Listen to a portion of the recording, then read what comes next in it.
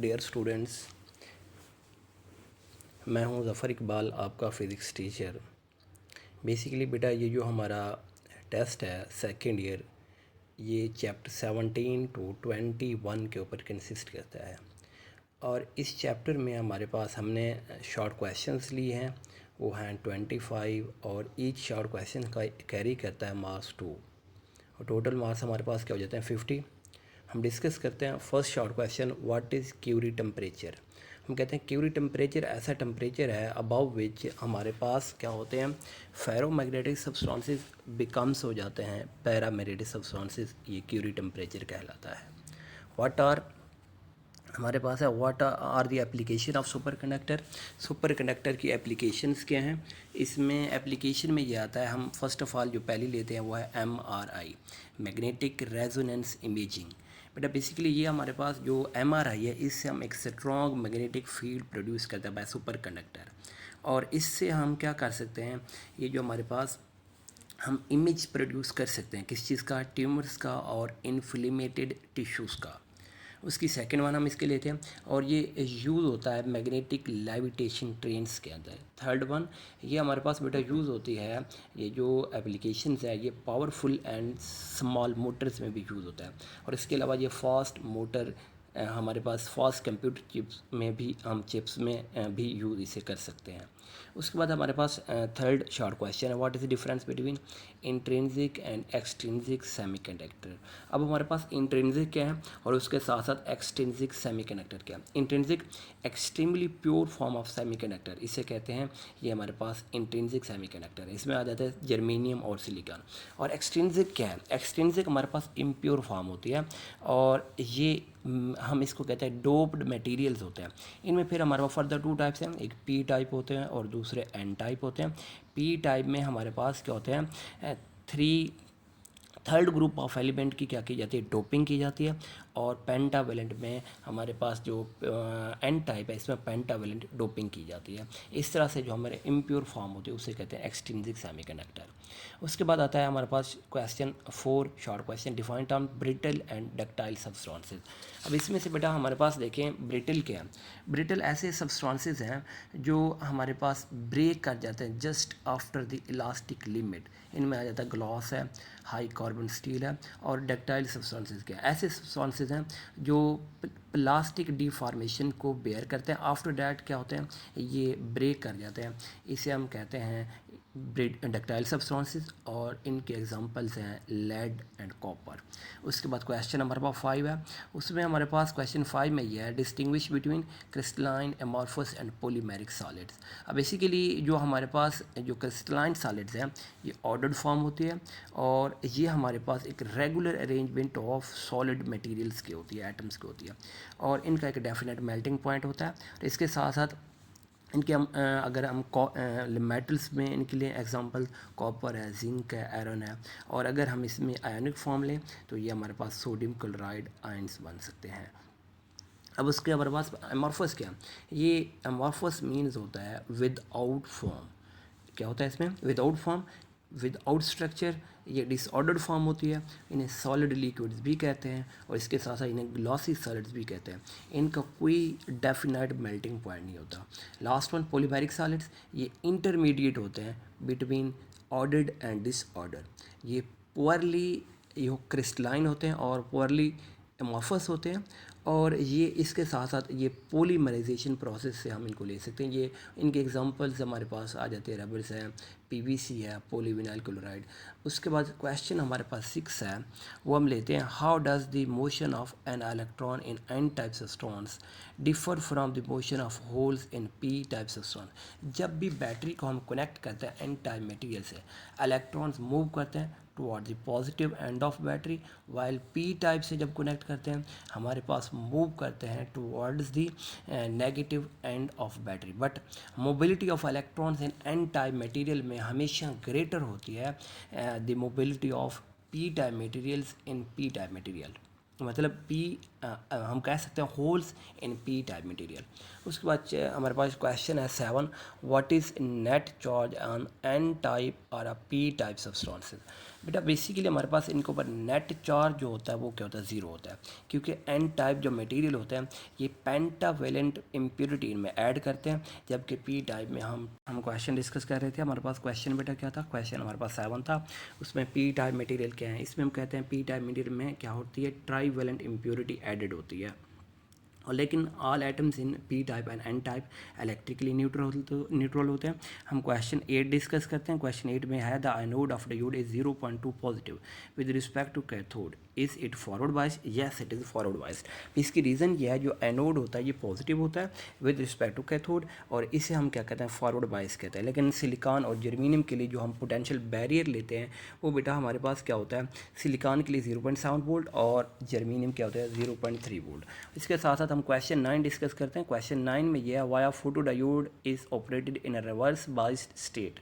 हमारे पास ये यूज़ होता है photo diode detection of light में, और ये रिवर्स बाइस कंडीशन में ऑपरेटेड होता है, क्योंकि स्मॉल अमाउंट ऑफ करंट हमारे पास यूज़ हो रही होती है, प्रोड्यूस होती है रिवर्स कंडीशन में due to minority carriers when light expose to, हमारे पास जब हम लाइट एक्सपोज करते हैं किसके ऊपर, इस डायोड के ऊपर। उसके बाद हमारे पास क्वेश्चन है क्वेश्चन 10। क्वेश्चन 10 में बेटा ये है, हम ये लेते हैं why as the base current in a transistor is very small. But इसकी रीज़न ये है, बेस हमारे पास क्या होती है, वेरी थिन होती है, 10⁻⁶ मीटर होती है। Base is very lightly doped, ये लाइटली डोप्ड भी होता है, और compare to collector and emitter, इस वजह से हमारे पास ये है बेटा बेस में करंट क्या होता है, वेरी स्मॉल होता है। उसके बाद क्वेश्चन 11 रेडियो वेव्स हम डिस्कस करते हैं। Question 11 which has lower energy quanta, radio waves और एक्स रेज। बेटा अब इसमें से देखिए हमारे पास जो है, जो रिलेशन होता है is equal to H C over lambda. E क्या है, इन्वर्सली प्रोपोर्शनल है हमारे पास वेव लेंथ के, और इसमें से हमारे पास देखें जो रेडियो वेव्स हैं उनकी क्या होती है, लोअर एनर्जी होती है एज़ कम्पेयर टू हमारे पास क्या होते हैं एक्सरेज। इसकी रीज़न क्या है, क्योंकि इनकी वेव लेंथ लॉन्गर होती है और एनर्जी इनकी क्या होगी, लोअर होगी। उसके बाद नेक्स्ट हम बेटा क्वेश्चन डिस्कस करते हैं। हमारे पास क्वेश्चन है 12 does the brightness of beam of light primary depend on the frequency of photons और on a number of photons. हम बेटा इसमें से डिस्कस ये करते हैं, जो हमारे पास है ये डिपेंड्स करता है, जो ब्राइटनेस है डिपेंड्स करता है नंबर ऑफ फोटॉन्स के ऊपर। अब ब्राइटनेस क्या है, ब्राइटनेस का मतलब होता है जो एनर्जी डिलीवर्ड होती है per unit time per unit area. और इसके साथ साथ बेटा हमारे पास यहाँ से हम इसे आगे डिस्कस करते हैं। ब्राइटनेस बेसिकली लाइट डिपेंड करती है नंबर ऑफ फोटॉन्स के ऊपर। उसके बाद क्वेश्चन हमारे पास बेटा है 13। उस 13 में देखें बेसिकली हमारे पास will higher frequency light eject greater number of electron than the lower frequency of light. इसमें से देखें बेटा हमारे पास होते हैं बोथ हायर और lower frequency of light eject same number of electron. उसकी रीज़न नंबर ऑफ जो इमिटेड इलेक्ट्रॉन्स होते हैं मेटल सरफेस से वो डिपेंड करते हैं इंटेंसिटी ऑफ लाइट के ऊपर। जो हमारे पास high frequency of light ejected electrons होते हैं उनकी एनर्जी क्या होती है, काइनेटिक एनर्जी ज़्यादा गेन करते हैं as compare to lower frequency of हमारे पास क्या हो जाएगा, फोटॉन्स। इसमें हमारे पास क्वेश्चन 14, क्वेश्चन 14 में यह है why can red light be used in photographic dark room when developing films but a blue or a white light can not. White light और जो हमारे पास ब्लू है हम क्यों नहीं यूज़ कर सकते। इसकी रीज़न ये है बेटा जो रेड लाइट है ये लॉन्गर वेवलेंथ की होती है। जब लॉन्गर वेवलेंथ की होती है इसकी एनर्जी के साथ रिलेशन इन्वर्स होता है और इसकी शॉर्टर एनर्जी होती है और ये कोई इफ़ेक्ट इनविजिबल स्पेक्ट्रम के अंदर ये फोटोग्राफर फिल्म के ऊपर कोई इफ़ेक्ट नहीं करती। उस पर क्वेश्चन हमारे पास 15 है। क्वेश्चन 15 में बेटा हम ये लेते हैं photon A has twice energy of photon B, what is the ratio of momentum of A to हमारे पास momentum of A to B. Basically हमारे पास जो रिलेशन होता है एनर्जी का वो होती है आइंस्टाइन इक्वेशन से, is equal to MC square.